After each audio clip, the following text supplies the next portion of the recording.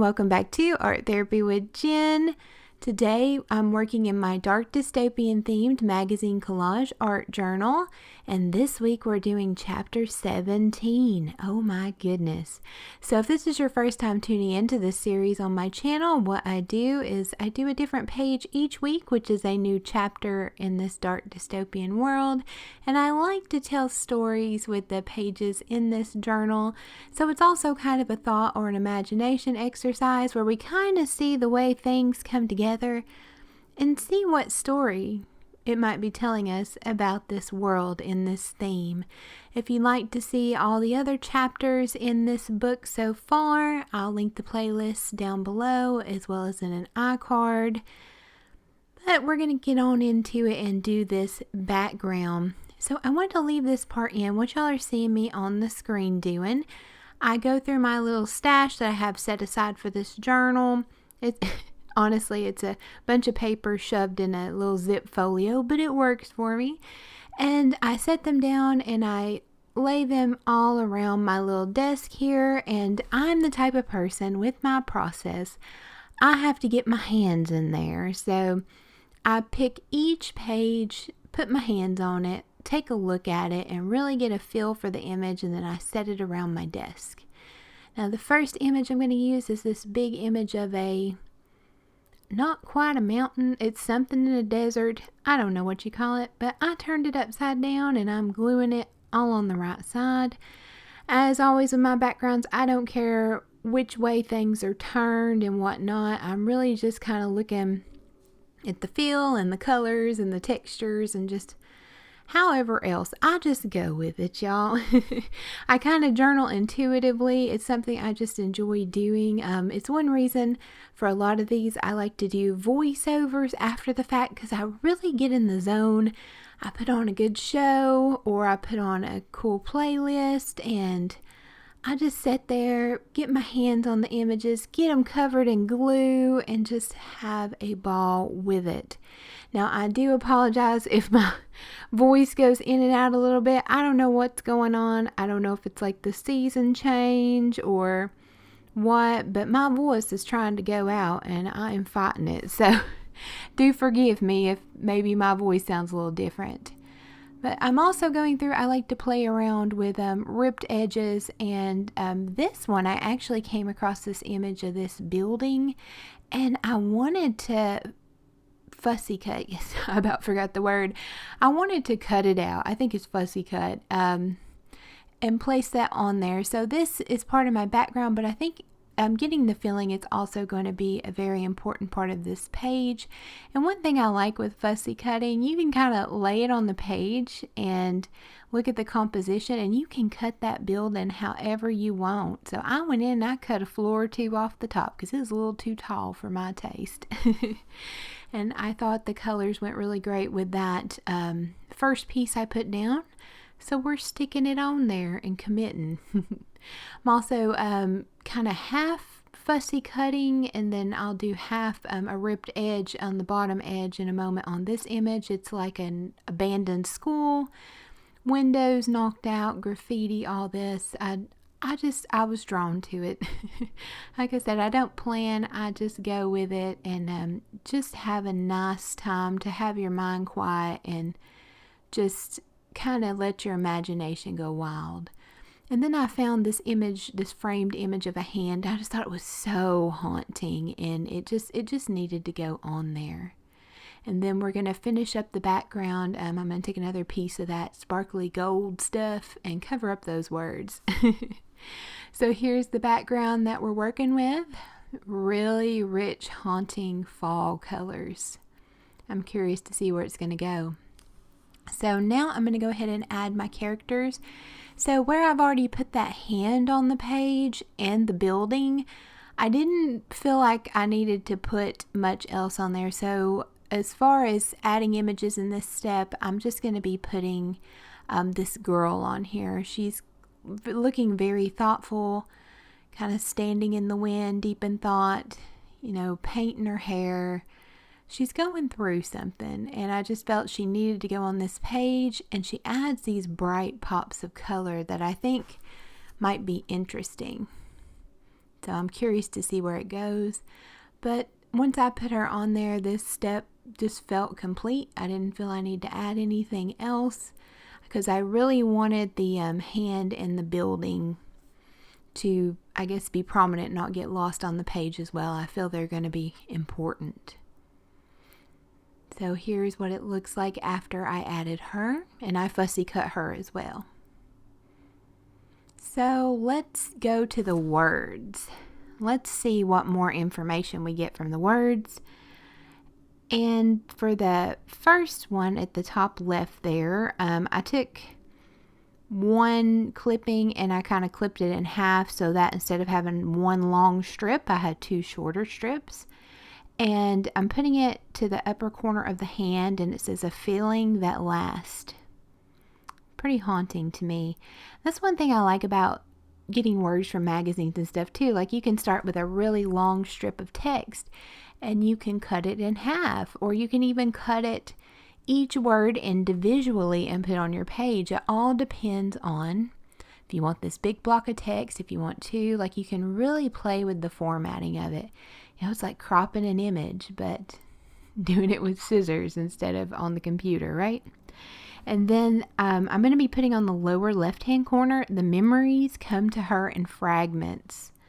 I really like this one. If you watched my last, not a magazine harvest, but where I go through my pages, I think it's about a week or two back on the channel, I found this one in that harvest, and it just inspired me and really spoke to me. And so when this page started coming together, I thought it was just perfect to go along with this story.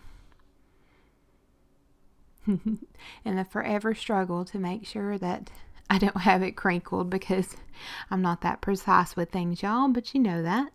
And then at the top right, I'm going to be putting, can this save your life? That's interesting.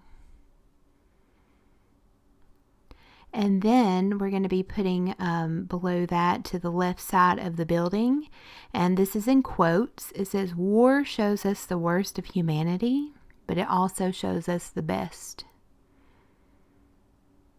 Wonder who lives in that building, y'all. And then I found, and I thought it was just perfect to round out the words, just a large word. It says shelter. I'm going to be kind of rounding out the building with that. And I cut out as much of the white space as I could, because again, I want that building to really be prominent on there. So let's take a look at how it's looking so far. What do y'all think? What does it mean? I got some ideas. As always, I'm not ever concrete in anything, but I got some ideas. So now I'm going to be adding some details. Since it does have darker images, I like to just go in and take a Sharpie and color in that middle part there where the notebook paper is showing through, because this is just a composition notebook. And I'm one of these people. I don't like to cut or paste over the spine very often, or I guess I call it the spine, but because it can really bulk up the book and it can really put a lot of stress on the threads, especially in this like cheapo composition book. And now I'm taking a paint pen, just like I did with my last page. I'm adding these wisps around. I want to give it kind of a mystical and mysterious vibe, and that's what it does in my mind. So I just take this paint pen and I put it down, and before it dries, I take my finger and I just smear it. And it's still pretty wet on the page there, and it actually dries even more transparent, so it's really just like this wisp of smoke. And then I'm just taking a black gel pen. I'm just doing some very rough outlines around the words, and then I just felt like doodling all over my page because I ain't done it in a while, so I just do these very rough curly cues all around the background part, because I don't know, there's just something freeing about making something and then scribbling all over it. Well, let's take a look at the finished page, y'all.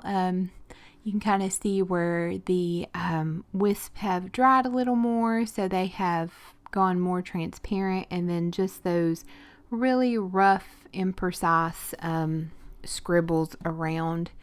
I just, I don't even touch my pen to the paper the whole time. I just kind of lay it down at random points. And something I really like to do to add kind of noise, or I don't know, dare I say movement? I don't know. I've never had an art class, so I don't know what these things are called. But I do that in the background, so she and the building and the hand stand out even more. And am I going back into a doodling phase again, y'all? I think I might be. I go through my phases. But let's talk about the page. So what I'm getting the feeling of is, so in the previous chapters, we've had all these like, we can see where almost, dare I say, like programming happening, and all these things happening to these ladies to kind of steer them in a certain direction, and everything. And I think this is the good side of it. I think she's someone who was able to get away, and this little unassuming building houses people that can help, I guess, with deprogramming, if you will. And so I see her, and she's very deep in thought, feeling very lost. And it says the memories come to her in fragments, maybe of who she was before. We have this hand that's just so haunting, and it's almost like reaching into her mind. It's like this control, or maybe just where she's had so many influences on her that her inner voice has been shaped in a way. And this and maybe it's because they don't want people to leave, or she's gone through the factory, as we've talked about the factory before. And this is a place, this little unassuming little rundown building, and perhaps the school as well, that maybe we're seeing a little bit of that resistance, and people help those as like a refuge who have left, try to get their lives back.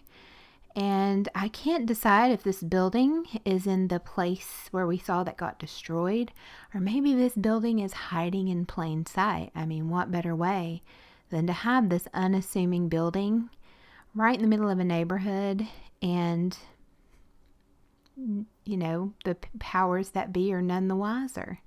But that's what I'm kind of feeling from this, especially with the quote that, war shows us the worst of humanity, but it also shows us the best.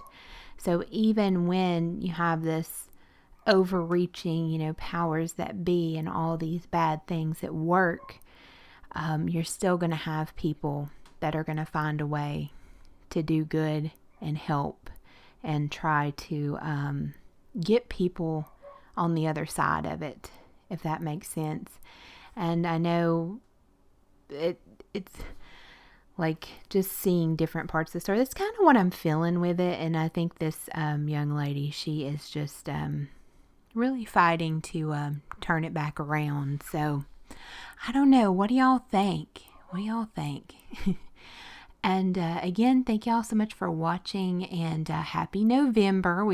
Can y'all believe it? We're almost, to the end of the week in November. I got to get my house cleaned up, and I got to get my Christmas tree up.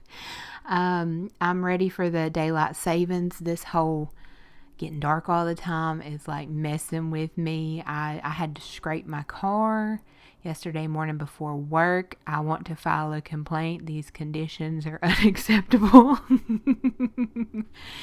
I've totally shifted. I was always a fall and winter girl, and now I love the warm weather. I do not want the cold weather, so I don't know. It's very strange.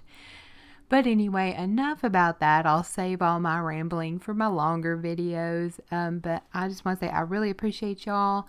I've been a little bit under the weather. There goes my voice the last couple weeks. So I have been seeing your all's comments. I really appreciate them, and I'll get caught up on them very soon. I appreciate your all's patience with that as I try to kind of juggle it between work. I typically answer those on my lunch break, and work's been a little crazy, so I've had to take shorter lunch breaks, and I have just not been running at my usual speed, y'all, but I'm feeling so much better today, and we're getting back to it.